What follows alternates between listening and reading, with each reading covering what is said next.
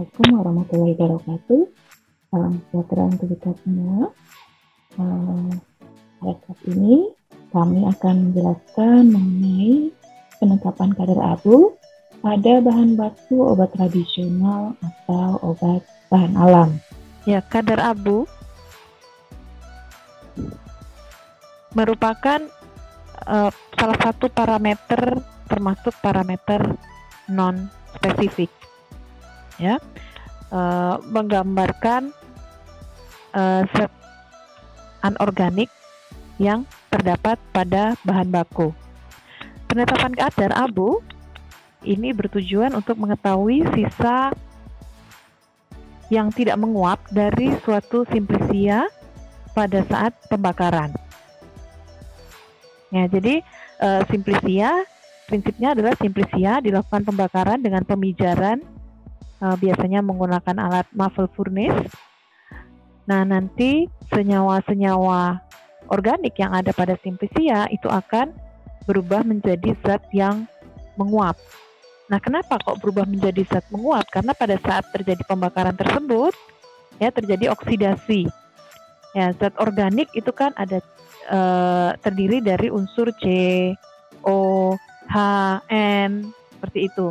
Dimana kalau C teroksidasi, ya nanti dia akan menjadi CO2. Kalau pembakarannya tidak sempurna, ya CO atau karbon monoksida. Kemudian N, ya nanti bisa menjadi NO2 uap, ya. Kemudian H juga dia akan berubah menjadi H2O. Ya, zat-zat organik sifatnya seperti itu jika mengalami pembakaran. Nah, tetapi pada simplisia kan tidak hanya senyawa organik saja yang terdapat di simplisia tersebut, tetap ada zat anorganiknya. Nah, zat anorganik inilah yang nanti jika dilakukan pembakaran akan berubah menjadi abu. Ya, jadi abu adalah zat anorganik, sisa hasil pembakaran suatu bahan organik. Nah, abu yang tertinggal ini, sisa dari pembakaran ini sebenarnya asalnya dari mana? Ya, bisa berasal memang dari bagian jaringan tanaman. Ya, di tanaman itu kan tetap ada mineral-mineralnya, ya.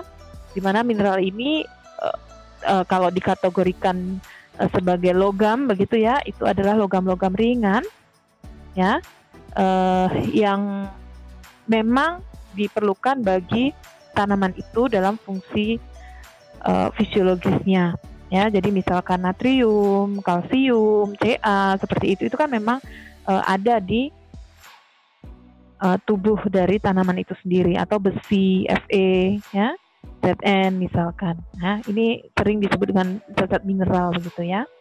Nah, tetapi abu itu juga bisa bersumber dari pengotoran lain. Nah, inilah yang akan dimonitor begitu, apakah abu gitu, ya, abunya nanti kadarnya terlalu tinggi. Kalau terlalu tinggi maka justru tidak baik karena dicurigai, ya, kecurigaannya itu mengarahnya bahwa itu adalah dari pengotor, ya.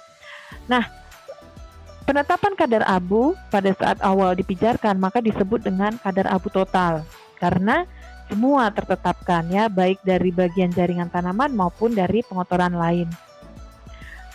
Nah, kemudian dilanjutkan dengan kadar abu yang tidak larut dalam asam.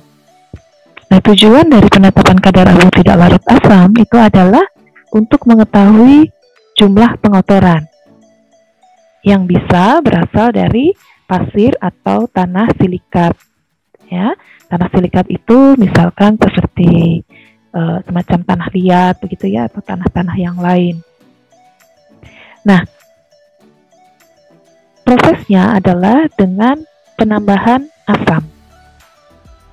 Ya, jadi abu total yang diperoleh tadi ditambahkan dengan asam, maka sebagian abu yang memang bersumber dari jaringan tanaman itu cenderung akan larut di dalam asam. Ya, jadi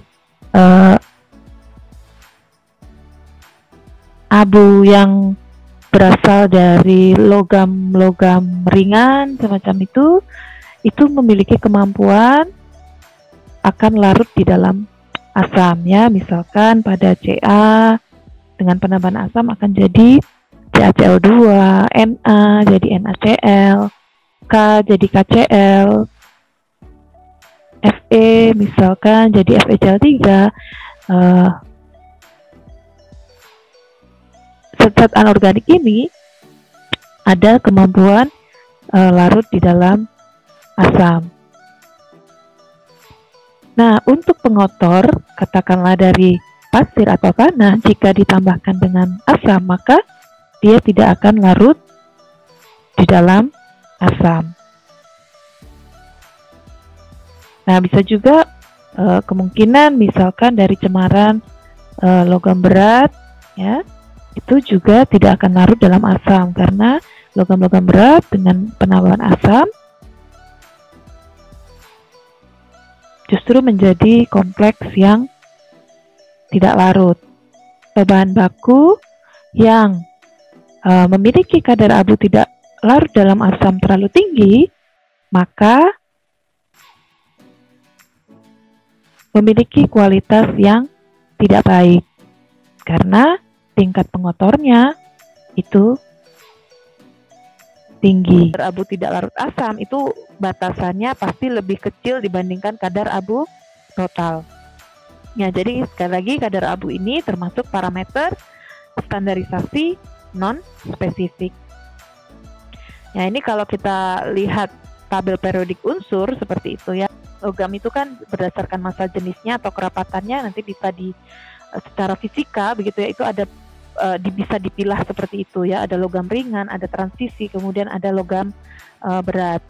Logam-logam ringan itu ada di sekitar tabel A, dan tabel B yang awal itu ada Fe ada di situ seperti itu. Tapi Fe masih bisa ya menjadi larut di dalam asam.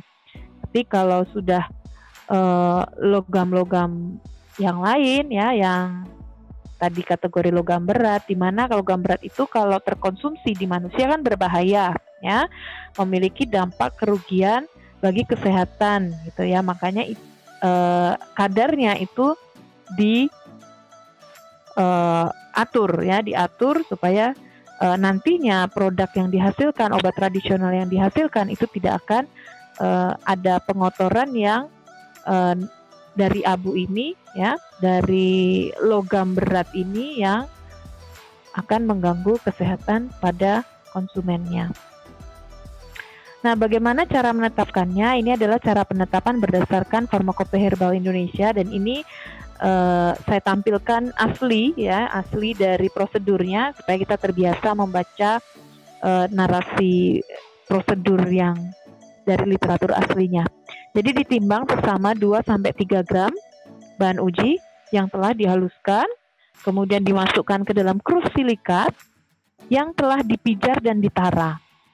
Ya, artinya krus silikatnya itu dipijarkan terlebih dahulu, kemudian dilakukan ditara.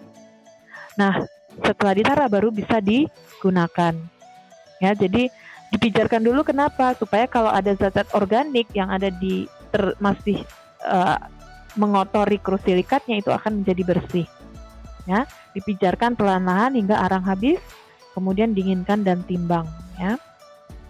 Nah, pada kadar abu ini ya, kita tidak boleh melakukan pelabelan ya, tidak bisa melakukan pelabelan krus silikat ini misalkan dengan kertas label kemudian ditulisi oh ini sampel 1, sampel 2, itu tidak bisa.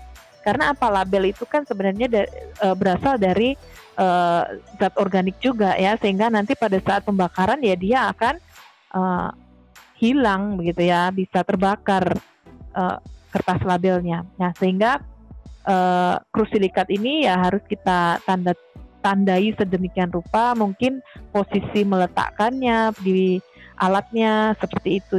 Jadi jangan sampai tertukar dengan yang lain. Nah, jika ternyata setelah dipijarkan tadi itu ya, pijarkan perlahan-lahan, itu berarti suhunya agak menaikkannya perlahan-lahan ya, 200 dulu, 400 sampai nanti akhirnya 800 misalkan. Nah, jika dengan cara ini arang tidak dapat dihilangkan. Jadi kalau dengan cara itu kemudian dilihat arangnya kok masih ada berwarna hitam seperti itu ya, artinya karbonnya itu belum terbakar dengan sempurna. Ya, jadi bisa ditambahkan air panas, kemudian diaduk, kemudian saring melalui kertas saring bebas abu. Ya, jadi ini untuk membantu proses pembakaran ya, karena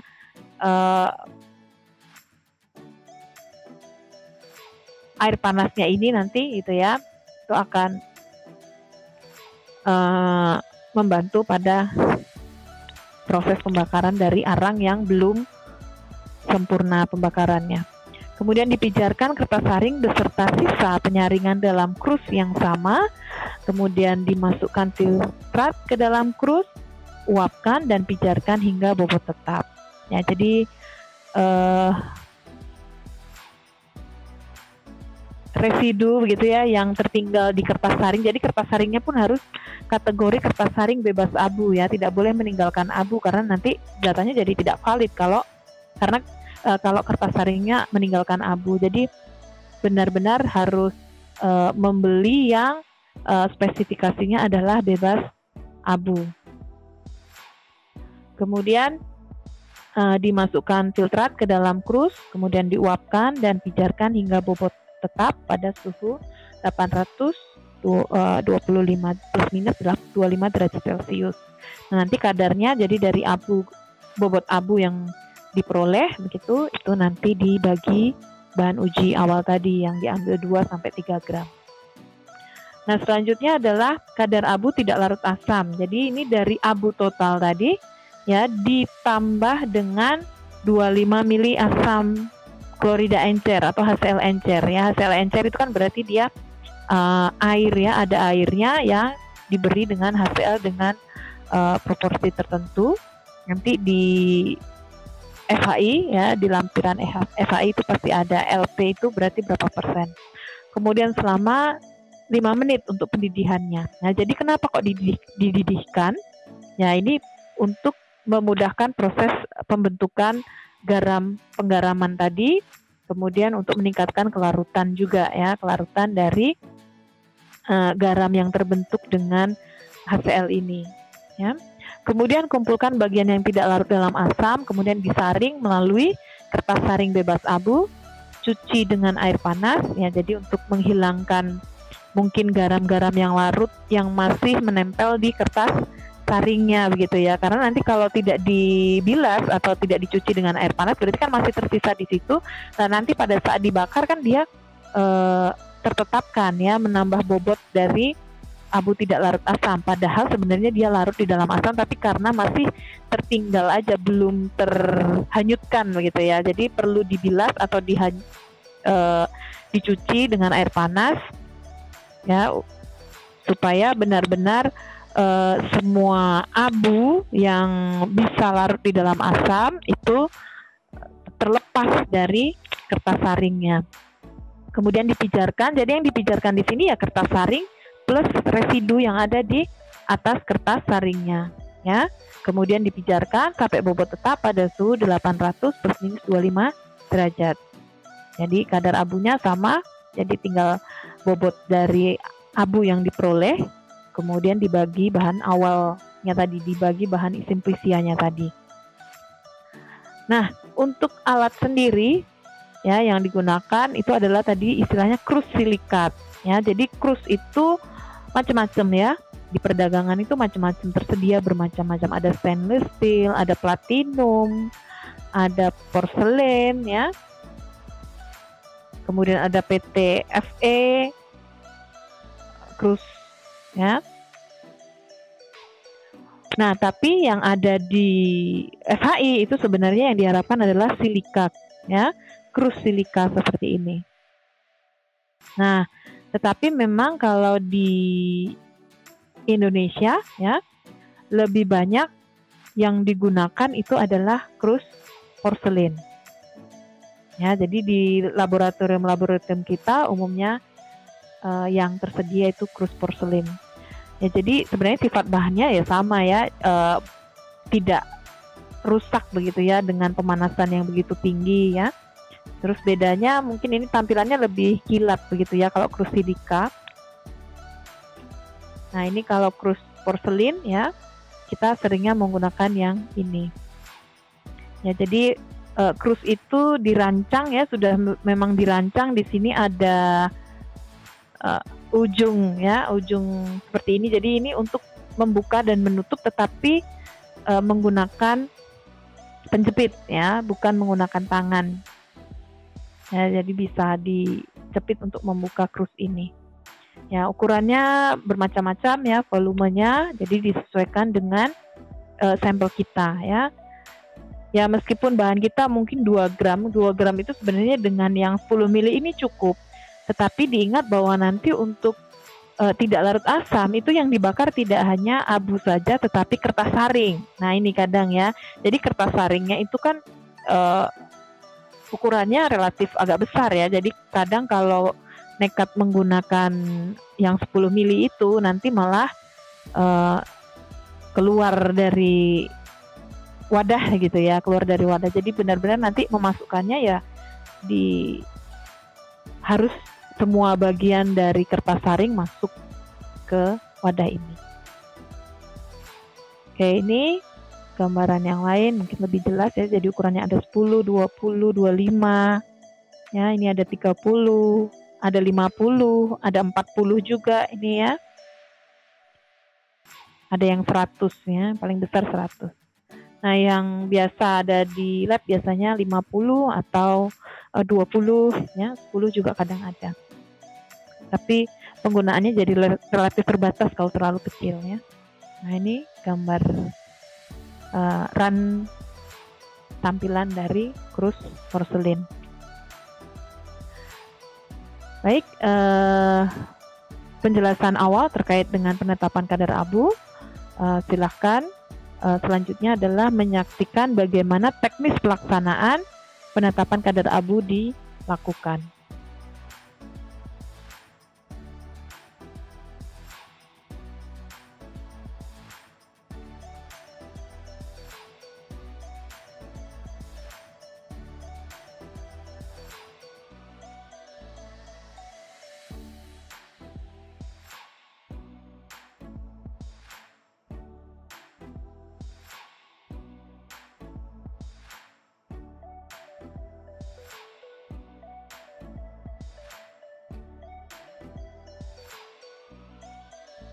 Kita atur suhu 600 derajat Celcius. Kita atur suhu 800 derajat Celcius.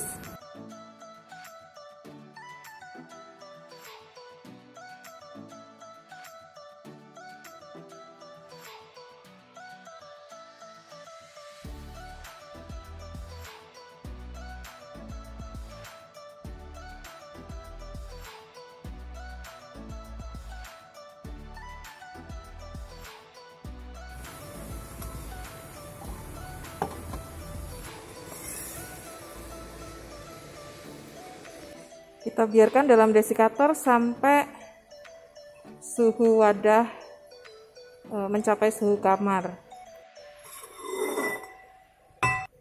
Tetap menggunakan penjepit, kita ambil wadah agar tidak terkontaminasi oleh kotoran pada tangan. Kemudian kita timbang.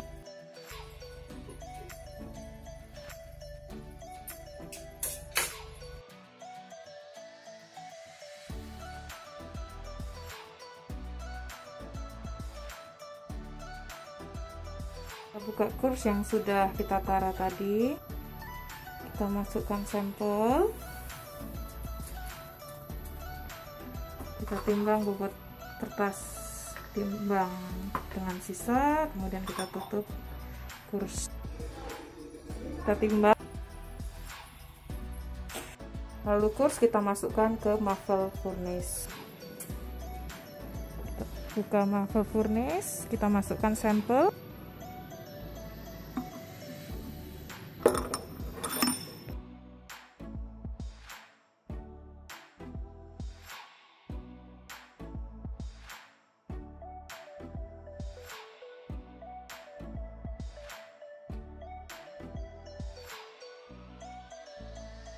Kita atur suhu 600 derajat Celcius. Kita atur suhu 800 derajat Celcius.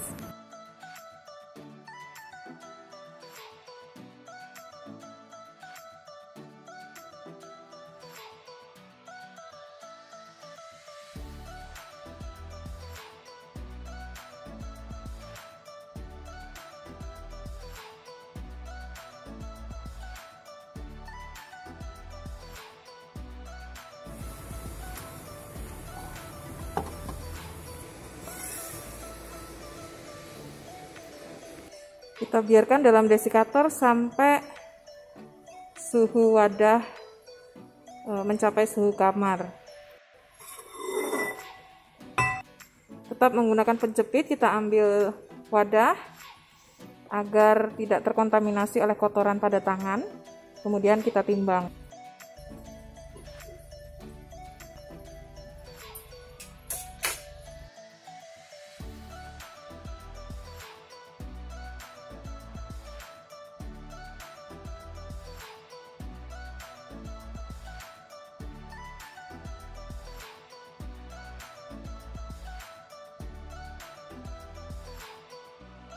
Cawan kita buka,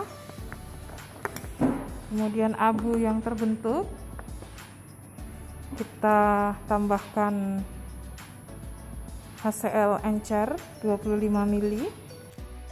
Lalu abu tadi kita didihkan selama 5 menit dengan 25 ml HCl. Setelah mendidih selama 5 menit, kita saring dengan kertas saring bebas abu. Ya, jadi jenisnya adalah tidak sembarangan kertas saring, tetapi kertas saring bebas abu.